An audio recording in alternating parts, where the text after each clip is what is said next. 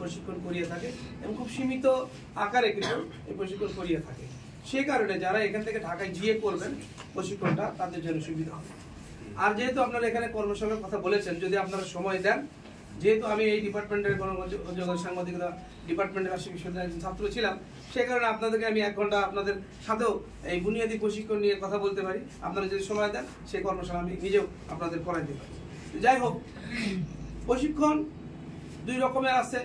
যেটা হচ্ছে আপনারা নিজে যদি মনে করেন যে আপনারা বিভিন্ন বিশ্ববিদ্যালয়ের যে অনলাইন কোর্সগুলো রয়েছে, সেই অনলাইন কোর্সগুলোতে কিন্তু আপনারা অংশগ্রহণ করতে পারেন। আপনারা প্রেস কাউন্সিলের যে ট্রেনিংগুলো রয়েছে সেগুলোতে আপনারা নিজেদেরকে সম্পৃক্ত করতে পারেন। তো যাই হোক, আলতাফ ভাই বলতেন যে একজন সাংবাদিক প্রতিদিনের ছাত্র, প্রতিদিন সাংবাদিককে শিখতে হয়, প্রতিটা মুহূর্ত প্রতিটা বিষয় নিয়ে সাংবাদিককে জানতে হয়, শিখতে হয়।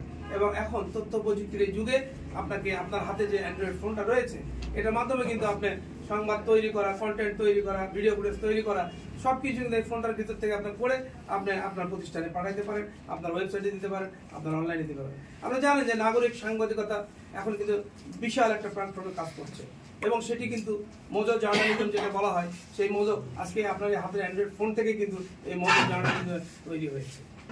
আপনি তাৎক্ষণিকভাবে একটি সংবাদ যে কোনো আপনার ফেসবুকে আপনি দিয়ে আপনি কিন্তু সংবাদটা প্রচার করতে পারেন। তবে হ্যাঁ, সংবাদটা হতে হবে বস্তুনিষ্ঠ, প্রকৃত সত্য সংবাদ হতে হবে। কখনো মিথ্যা বা আংশিক কোনো সংবাদ আপনারা প্লিজ ব্যবহার করবেন না। এটা গণমাধ্যমের জন্য অত্যন্ত অশনীয় একটি সংকেত।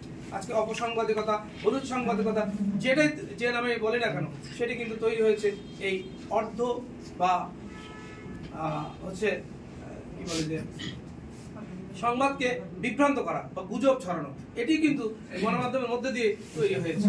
এবং যারা অপসাংবাদিকতা করেন, হলির সাংবাদিকতা করেন, তারা কিন্তু এই গুজবটা ছড়ান। তারা অর্ধেকটা জানেন, যে কিছু না জেনেই তিনি তার ফেসবুকে এটা প্রচার করেন, এর থেকে মানুষ বিভ্রান্ত হয় এবং এটা গুজবে পরিণত হয়। আপনারা এই গুজব থেকে সমাজ, রাষ্ট্রকে রেহাই দেবেন এবং কেউ এই গুজব ছড়াবেন না।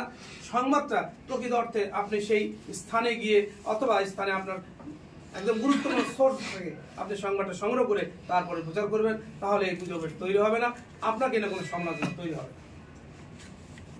দিনে দিনে আপনারা দেখেছেন যে গণমাধ্যম কর্মীরা কিন্তু যার বিরুদ্ধে নিউজ প্রকাশ হয় তিনি কিন্তু তার বিরুদ্ধে ক্ষিপ্ত হয়ে যান এবং নির্যাতন, হামলা, মামলার শিকার কিন্তু এভাবেই তৈরি হয়। এবং তখন দেখবেন একটি সাংবাদিক পক্ষ যারা আপনাকে আরো দোষারোপ তৈরি করে বলবেন যে এ আমাদের লোক না, এ ভুল করেছে, এ করেছে, সে করেছে।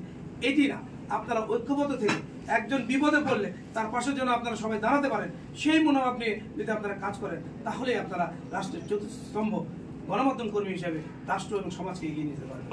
আজকে সময় সংক্ষেপ, তাই আপনাদের সঙ্গে দীর্ঘ আলোচনা করব না। শুধু পরিশেষে এইটুকু বলবো, জাতীয় সাংবাদিক সংস্থা সারা বাংলাদেশে অত্যন্ত সুনামের সাথে এই সাংবাদিক সংগঠন হিসেবে কাজ করে যাচ্ছে। এখানে আপনাদের যাদের যা সমস্যা হয় আপনারা নিজের আলোচনা করবেন। বড় ধরনের কোনো সমস্যা হলে আপনারা কেন্দ্রে আমাদেরকে জানাবেন, আমরা আপনাদের পাশে আছি, আপনাদের পাশে থাকবো, আগামীতে আমরা আছি এই প্রত্যয় ব্যক্ত করে আপনাদের সকলের সুস্বাস্থ্য কামনা করে, মহান মুক্তিযুদ্ধ জুলাই বিপ্লবে তাদের আপনার মাগফিরাত কামনা করে আমার বক্তব্য শেষ করছি। সকলকে ধন্যবাদ। আসসালামু আলাইকুম।